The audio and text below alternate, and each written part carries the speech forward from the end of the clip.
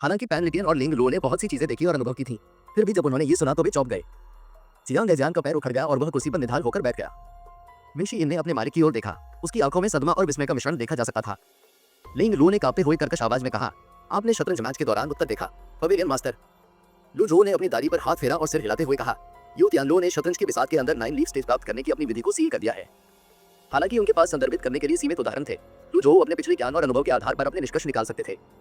100 tribulation insight अवतार के तहत स्वर्ण कमल ही साधकों को 9 पत्ती वाली अवस्था प्राप्त करने से रोक रहा है।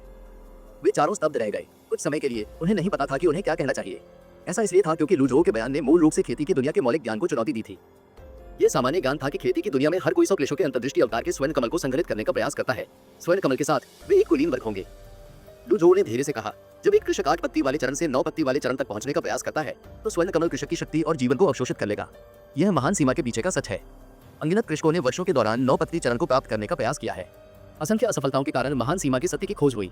बड़ी सीमा ने अन्य कृषकों को 9 पत्ती चरण प्राप्त करने का प्रयास करने से रोक दिया। धीरे धीरे कृषकों के लिए यह एक तथ्य बन गया कि 9 पत्ती चरण प्राप्त करना असंभव था।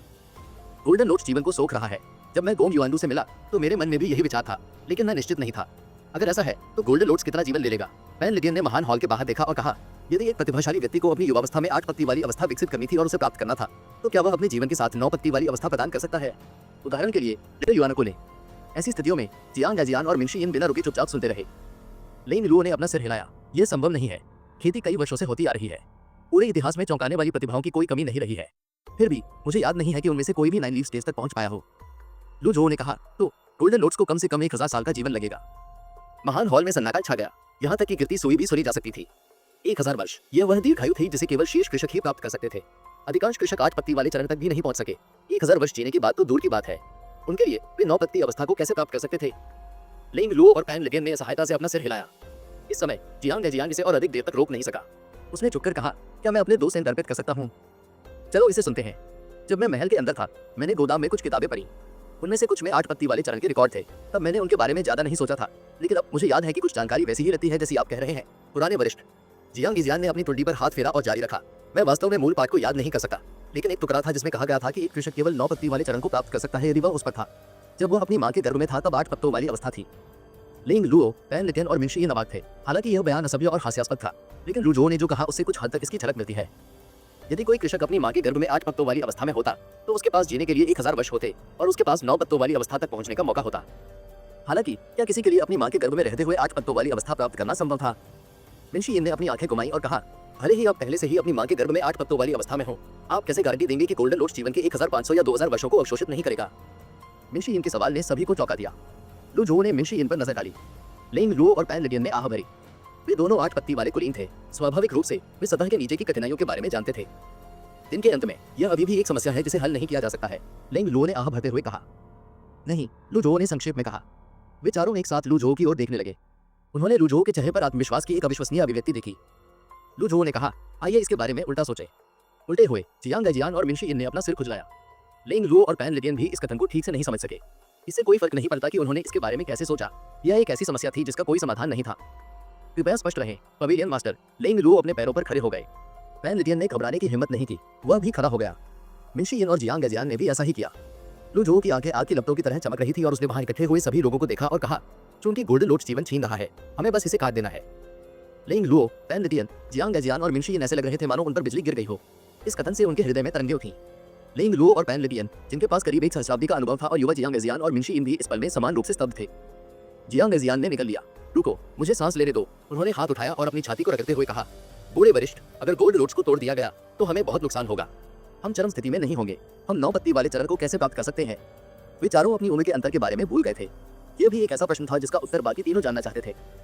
लू जो ने गर्मजोशी से मुस्कुराते हुए कहा, क्या प्रभावित हुए बिना गोल्डन लोट्स को अलग करने का कोई तरीका नहीं है? वे चारों स्तब्ध रह गए। वर्तमान स्थिति से लू जो की राय थी कि 9 लीफ चरण में प्रवेश करने के 2 तरीके थे। पहला तरीका 8 पत्ती वाले स्वर्ण कमल की आवश्यकता को पूरा करना और पारंपरिक रूप से 9 पत्ती वाले चरण में प्रवेश करना था। यह विधि बहुत कठिन थी क्योंकि कोई नहीं जानता था कि स्वर्ण कमल जीवन के कितने वर्ष सोख लेगा। इसके लिए 1000 या यहाँ तक कि 2000 वर्षों को अवशोषित करना संभव था। यही कारण था कि लू जो ने रिवर्सल कार्डों का स्टॉक कर लिया। दूसरा तरीका स्वर्ण कमल को तोड़ना था। लू जो का स्वर शांत था और उन्होंने कहा, क्या आपने कभी इसके बारे में सोचा है? एक साधना पद्धति जिसके द्वारा स्वर्ण कमल को अलग किया जाता है। उन चारों ने गटक लिया। ऐसी खेती पद्धति अनसुनी थी। हालांकि कौन कह सकता है कि यह संभव था जब पहले किसी ने इसका अध्ययन नहीं किया था? जियांग गैजियान ने कहा, गोल्डन लोट्स के बिना 9 पत्ती वाला चरण। इसे अधिक से अधिक अर्ध 9 पत्ती वाला चरण ही माना जा सकता है। गोल्डन लोड्स के बिना भी यह अभी भी एक स्तर ऊंचा है। यह आपके प्रतिद्वंद्वी के लिए आपके स्तर और उसके अवतार में अंतर के साथ आपको कुचलने के लिए पर्याप्त है। अब हम जो जानते हैं उसके अनुसार 9 पत्ती वाले अवतार की ऊंचाई कम से कम 150 फीट होगी, मिंगशी यिन ने कहा। लेंग लुओ और पैन लिडियन ने सिर हिलाया। उन दोनों ने आह भरी। पैन लिडियन ने आह भरते हुए कहा, मैं बूढ़ा हो गया हूँ, मेरा दिमाग आप युवाओं जितना तेज नहीं है। ये कहने के बाद जियांग गैजियान और मिंशी यिन ने लू जोऊ की ओर एक स्वर में देखा। पैन लिडियन का बूढ़ा चेहरा लाल हो गया। उसे थोड़ा शर्मिंदगी महसूस हुई। अगर मैं बूढ़ा हो जाऊं तो मंडप का मालिक क्या बन जाएगा। ये अजीब था। किसी भी स्थिति में आज की उनकी चर्चा निश्चित रूप से उनकी पिछली खेती के तरीकों को बदल देगी। लेंग लुओ और पैन लिडियन एक ही समय में झुके। 100 साल तक किताबें पढ़ने से बेहतर है आपकी बात सुनना। मिंशी यिन और जियांग गैजियान अवाक थे। लू जोऊ ने संतुष्टि के साथ अपनी दाढ़ी पर हाथ फेरते हुए सिर हिलाया और कहा, वे केवल विचार है। यदि आप इसे आजमा रहे हैं तो अत्यधिक सावधानी के साथ आगे बढ़ें। उन चारों ने गहराई से प्रणाम किया। वे जानते थे कि जब तक उनके पास कोई सटीक योजना ना हो या उनके पास कोई अन्य विकल्प ना हो, उन्हें अपने स्वर्ण कमलों को तोड़कर 9 पत्ती वाली अवस्था प्राप्त नहीं करनी चाहिए। वो तरीका भी बहुत चौंकाने वाला था। स्वाभाविक रूप से लू जोऊ उन्हें इस बारे में सोचने का एक नया तरीका प्रदान कर रहा था। आखिरकार वास्तव में कौन स्वयं के साथ ऐसा करने को तैयार होगा। लू जोऊ के पास रिवर्सल कार्ड थे। जब तक उसके पास ये पर्याप्त मात्रा में थे तब तक वह 8 पत्ती चरण में होने पर इसका प्रयास कर सकता था। हालांकि यह स्पष्ट नहीं था कि इस पद्धति का अभ्यास करने से कोई अन्य अनदेखे प्रभाव थे या नहीं। इस बीच तलवारों के मकबरे के बाहर निकलने पर गंदे बाल, गंदा चेहरा और कपड़े पहने हुए एक व्यक्ति जो एक अजीब आभा उत्सर्जित कर रहा था, लाइन कर बाहर आया। वह तलवारों के मकबरे से बाहर अपने कंधे पर एक मोटी रस्सी खींचते हुए एक के बाद एक कदम बढ़ाता गया। रस्सी के दूसरे छोर पर एक पूरी तरह से मुरझाई हुई लाश को बाहर लाया जा रहा था। लाश पुराने फटे भिक्षु वस्त्रों से ढकी हुई थी। वह व्यक्ति चलता रहा। अगले ही सेकंड में वह कई 100 फीट दूर दिखाई दिया। मैल ने उसके पूरे शरीर को ढक दिया था और अनोखी आभा काली धुंध की तरह उस पर चिपकी हुई लग रही थी। वह जिधर से गुजरता पौधे सूख जाते। वह तभी रुका जब वह तलवारों के मकबरे से बाहर आ गया। कई ब्राह्मण सागर 8 मेरिडियन कल्टीवेटर दूर से उड़ गए। जब वे उतरे तो एक साथ चुके। प्रणाम संप्रदाय गुरु, संप्रदाय गुरु। क्या हुआ? जब बाकी शिष्यों ने झांग युआनशान की शक्ल देखी तो हैरान रह गए। ये सच है कि धर्मी संप्रदाय दैनिक आधार पर अपने जीवन के लिए भागने पर मजबूर हो गया था, लेकिन निश्चित रूप से इस तरह दिखने के लिए इतनी दूर जाने की कोई आवश्यकता नहीं थी। कम से कम उनके पीछे अभी भी कुछ वफादार शिष्य थे। झांग युआनशान ने धीरे से अपना सिर उठाया। जब उसने अपनी आंखें खोली तो वे ठंडी चमक से चमक उठी। उसने अपना दाहिना हाथ उठाया। उसके हाथ से बैंगनी रंग की टेंडलें निकली। टेंडल्स तार की मोहरों से जुड़ गईं और वे सभी दिशाओं में बिखर गईं। संप्रदाय गुरु शिष्य समय पर प्रतिक्रिया नहीं दे सके। उनकी गर्दनें अजीबोगरीब तार की मोहरों से जकड़ी हुई थीं। उन्हें हवा में उठा दिया गया। उनके पैर जमीन से हट गए। वे अपने संप्रदाय के गुरु झांग युआनशान को भय की दृष्टि से देखते थे। वे सभी असमंजस की स्थिति में थे। जैसे जैसे समय बीतता गया उन्हें सांस लेने में और भी अधिक कठिनाई होने लगी। ऐसा लग रहा था जैसे तार की मोहरें अपनी पकड़ मजबूत कर रही हो। कुछ ही देर बाद उनकी सांसें और तेजी से चलने लगी। संप्रदाय गुरु, नहीं नहीं, मत करो। दुर्भाग्य से झांग युआनशान का चेहरा भावना से रहित था और उसकी आंखें ठंडी थीं। ऊर्जा की प्रवृत्तियों द्वारा शिष्यों को हवा में ऊपर उठा लिया गया। शिष्यों की आभा धीरे धीरे झांग युआनशान के शरीर में प्रवाहित होने लगी। अंत में झांग युआनशान ने अपने फटे हुए होंठ खोले और एक शब्द कहा, अच्छा। दरार दरार दरार। तार की सीलें अचानक और भी जोर से भींच गई। शिष्यों की गर्दनें कट गईं और उन्होंने सांस नहीं ली। उनके शरीर से जीवन ऊर्जा की प्रवृत्तियों द्वारा एकत्रित की गई थी। देखते देखते शिष्यों के शरीर सूखने लगे और अधिक भयानक हो गए। ऊर्जाओं की प्रवृत्तियां हटने के बाद मुरझाई हुई लाशें जमीन पर गिर गईं। इस समय झांग युआनशान के कानों में एक गहरी आवाज गूंजी, इन उभौ लक्ष्यों पर समय बर्बाद मत करो। झांग युआनशान ने अपना सिर नीचे किया और सिर हिलाया। ठीक है। उसने रस्सी पकड़ ली और लाश को खींचकर आगे बढ़ता गया। वह पलक झपकते ही पेड़ों के बीच गायब हो गया। एक अज्ञात समय के बाद झांग युआनशान एक झील के किनारे पहुंचा। अभी भी उसके पीछे लाश थी। दूर की ओर देखने पर वह रुक गया। वह बुदबुदाया, golden coat mountain. Zhang Yuanshan के कानों में फिर से कमांडिंग आवाज गूंजी, अपने रास्ते पर चलते रहो। गोल्डन कोट माउंटेन आपका लक्ष्य नहीं है। ठीक है। झांग युआनशान ने लाश को खींच लिया और अपने रास्ते पर चलता रहा। आश्चर्य की बात है कि जिस रास्ते पर वह चला वहां सभी जगहें सूखी थीं। ऐसा लग रहा था कि वे यादृच्छिक नहीं थे और एक पंक्ति में जुड़े हुए थे। अंततः वह झील के अंत में गायब हो गया। इस बीच झील के चारों ओर जंगल के ऊपर हवा में एक सफेदपोश व्यक्ति उस दिशा में देख रहा था जहां झांग युआनशान गायब हो गया था और बुदबुदाया, एक कठपुतली। ये तियानेक्सेन ने गोल्डन कोट माउंटेन की दिशा में अपनी नजरें घुमाने से पहले झील की सतह को देखा। उसके चेहरे पर झिझक की झलक देखी जा सकती थी। अगले दिन आसमान में भूरे बादल छा गए। वह एक निराशाजनक दिन था। हरिजैग वेदी शांत और शांत थी। एक व्यक्ति हरिजैग वेदी के केंद्र में खड़ा था। उसकी आंखें बंद थी। उसके हाथ उसके सामने तलवार की मोट पर रखे हुए थे। मिस्टर सेकंड, आपको अब और इंतजार नहीं करना चाहिए। धर्मी संप्रदाय के क्षेत्र लंबे समय से नीदरलैंड संप्रदाय के हैं। झांग युआनशान को उनकी कायरता के लिए भी जाना जाता है। ऐसा कोई रास्ता नहीं है कि वह सामने आ सके। नीदरलैंड संप्रदाय के एक शिष्य ने सिर झुकाकर कहा। यू शांगरोग ने अपनी आंखें नहीं खोली। वह मंद मंद मुस्कुराया और बोला, कोई जल्दी नहीं है।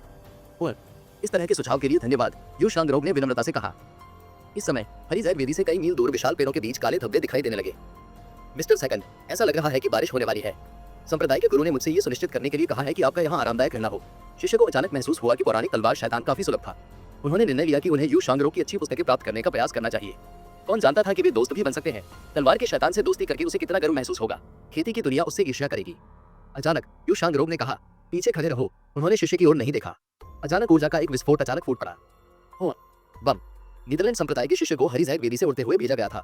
जैसे ही उसे वापस भेजा गया, अंततः उसे एहसास हुआ कि उसका संप्रदाय गुरु सही था। मिस्टर सेकंड वास्तव में दयालु दिखने वाला एक भयानक व्यक्ति था। इस बीच यू शांगरो की नजर सामने जंगल पर पड़ी। उसकी दीर्घायु तलवार उसके हाथ में हल्की सी कंपन कर रही थी।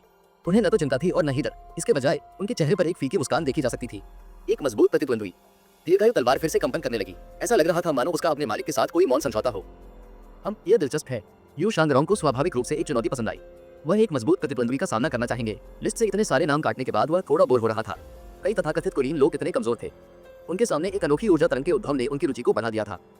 पत्ते गिरने से पेड़ धीरे धीरे सूखने लगे।